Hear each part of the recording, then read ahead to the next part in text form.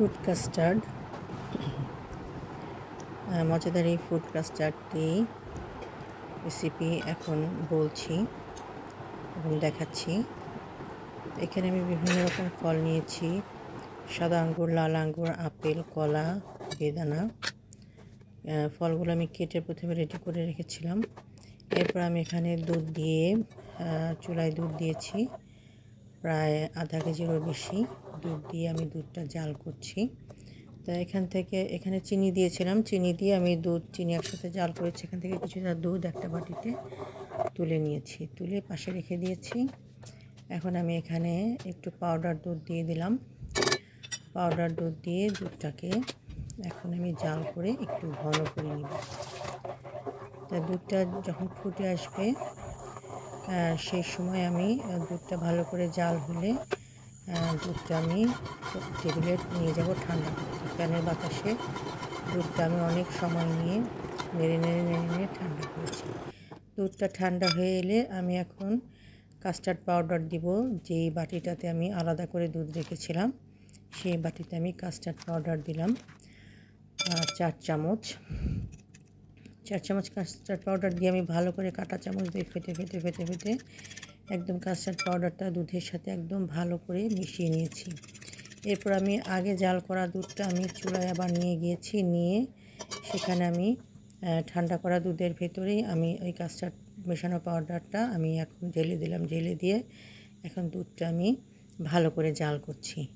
দুধটা জাল করতে করতে একসময় দেখা যাবে কাস্টার্ড পাউডারের সাথে দুধটা মিশে দুধটা একটা ঘন থকথকে ভাব চলে আসবে, গাঢ় হয়ে আসবে, থকথকে হয়ে আসবে।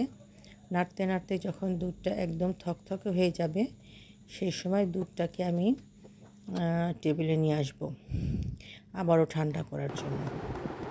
তা দুধটা থকথকে হয়ে গিয়েছে, এখন আমি টেবিলে এনে দুধটাকে ভালো করে ফ্যানের বাতাসে ঠান্ডা করে নিচ্ছি।